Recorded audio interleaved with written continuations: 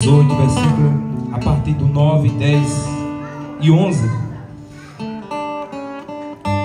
Na verdade eu não sabia nem que eu ia pregar sobre isso, mas quando eu orei, cheguei na igreja, orei, pedi uma direção a Deus, e Ele me deu esta palavra, especificamente o versículo 9 e o 10.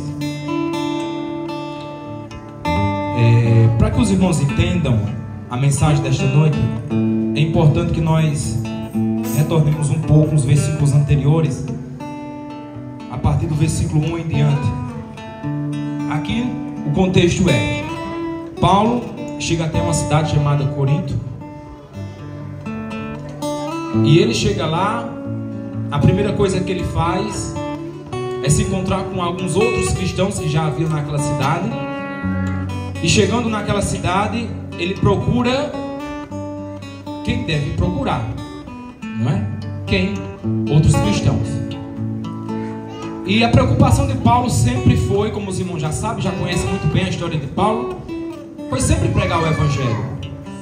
Sempre pregar o Evangelho. Nada mais que isso, nada além disso. O Evangelho simples, puro e perfeito.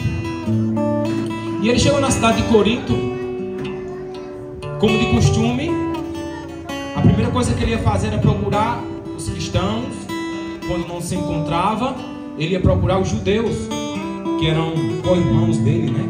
Paulo era judeu, depois se converteu ao cristianismo, confessou o nome do Senhor Jesus, para ser mais detalhado, né? E ele chegando lá na cidade de Corinto, ele vai até a sinagoga. E chegando lá, as sinagogas dos judeus, é importante a gente lembrar, as sinagogas dos judeus, onde os judeus pregavam a palavra, onde os judeus se reuniam para falar de Deus, para falar das coisas espirituais.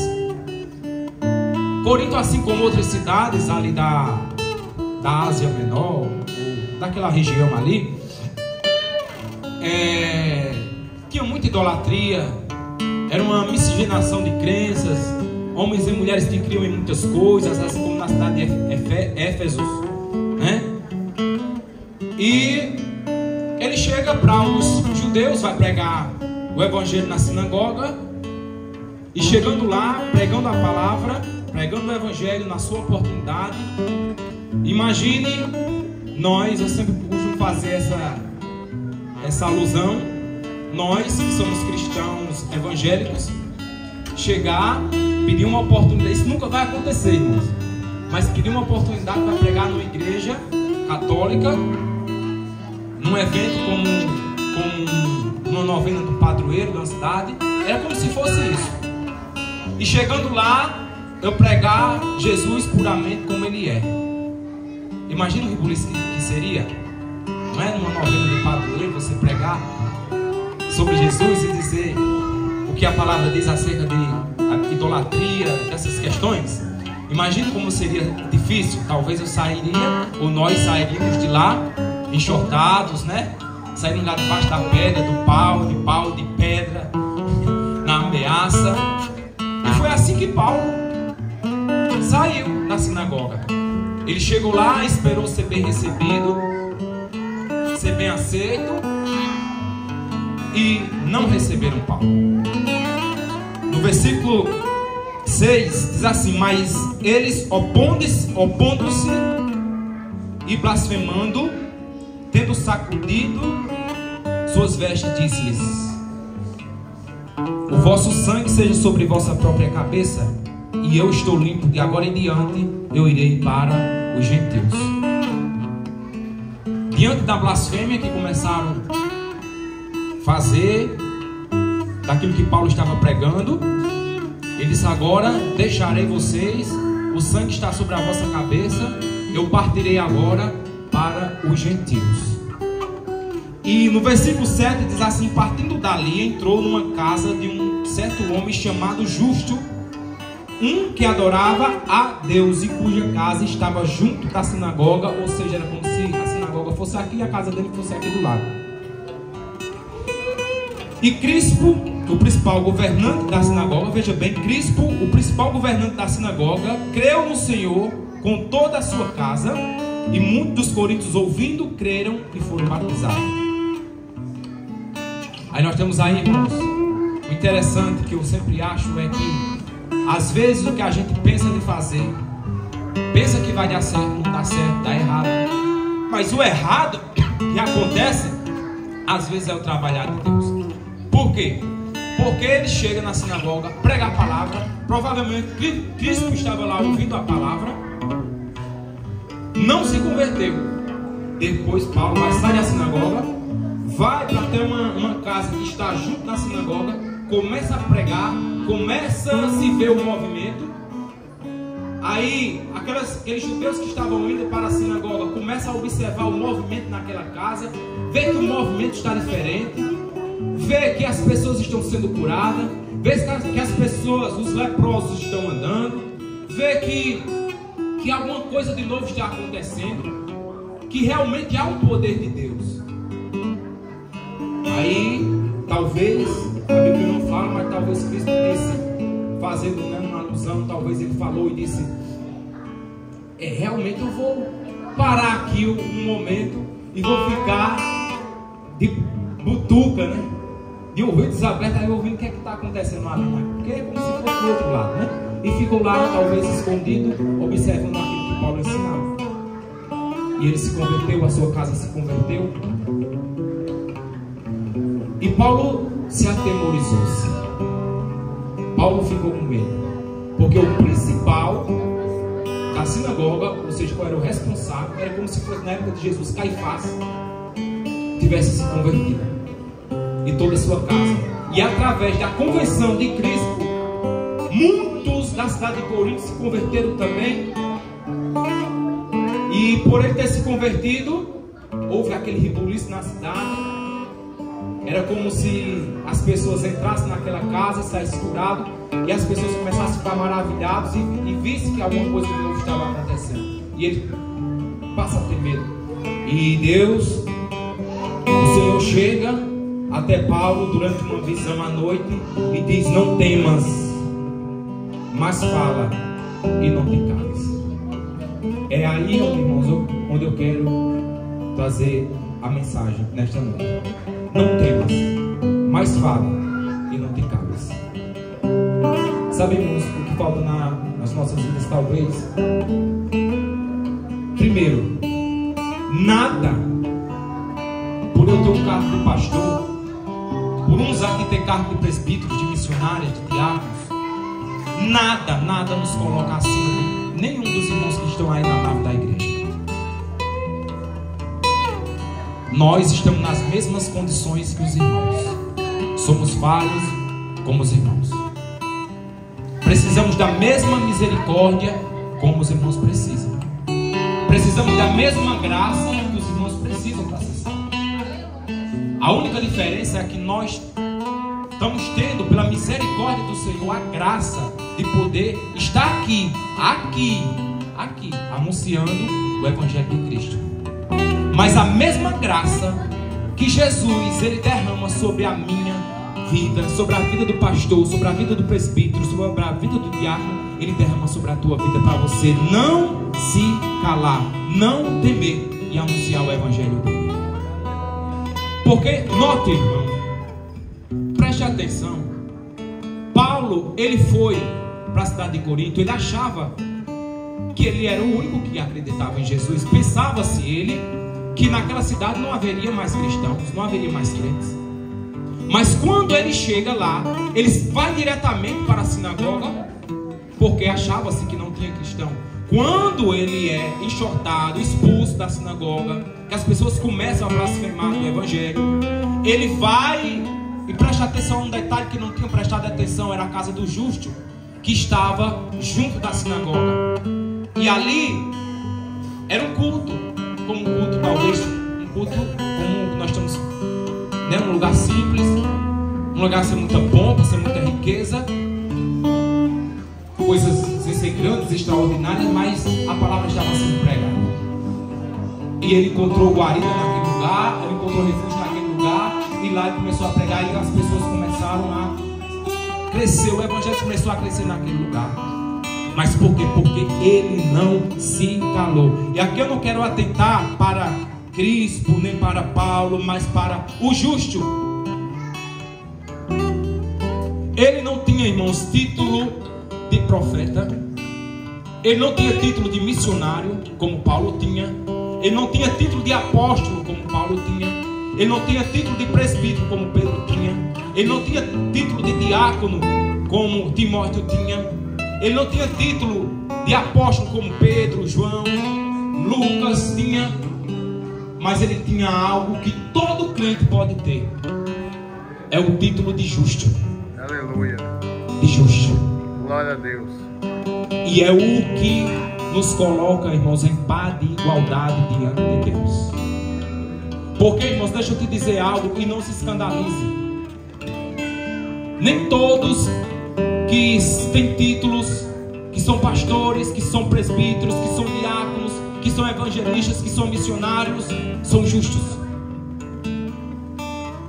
Tem esse título de justo. Pode ter o título, pode ter o nome, mas não é justo.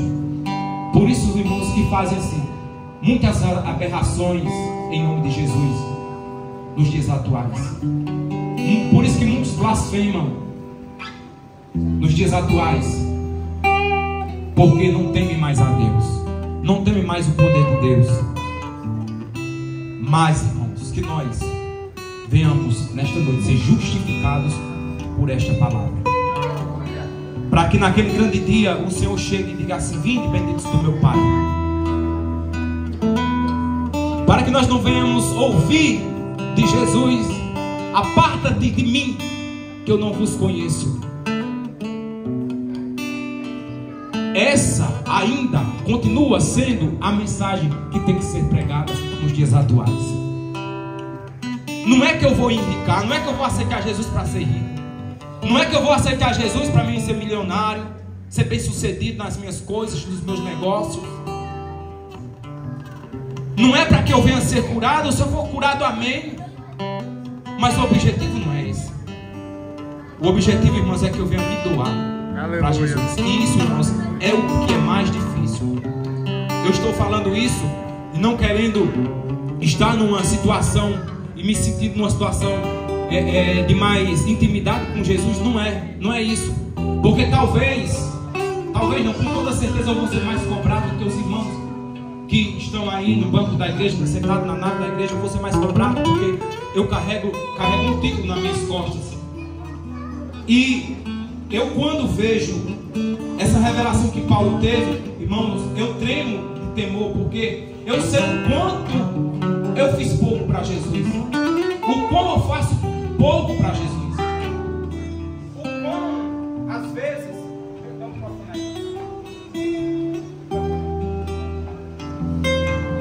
para Jesus, o quão, irmãos, às vezes nós se deixamos levar pelo medo de muitas coisas, o medo da responsabilidade, o medo do que vão dizer, o medo de carregar a arca da aliança nas nossas costas, que é o Evangelho de Cristo. Entende, irmãos? Então, assim, às vezes nós estamos muito sobrecarregados de medo. Às vezes o medo, ele se torna tão comum em nossas vidas que ele passa a gerir as nossas ações. Eu não vou fazer porque eu não vou dizer isso a fulano, não vou pregar o evangelho a fulano, a ciclano, a Beltrano, porque Beltrano é rico, porque Beltrano é prefeito, porque Beltrano é uma autoridade, porque Beltrano, porque ciclano, porque ciclano.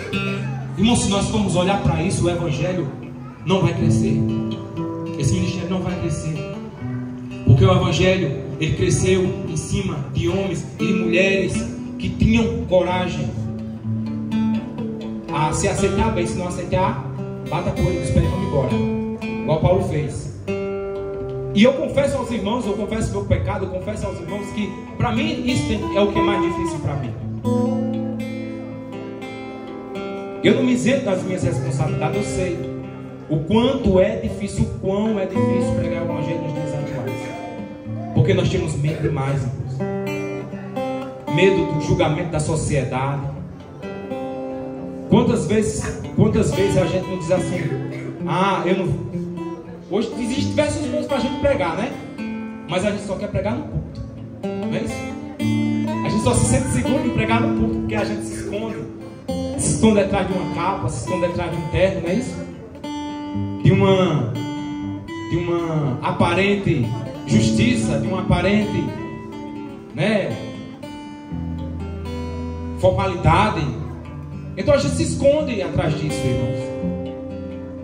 Mas às vezes a gente se esquece de pregar para aquele que está na frente da nossa casa, para aquele que está na praça, para aquele nosso companheiro de trabalho, para aquele que está numa festa, num batizado, num casamento, numa escola, né, na faculdade.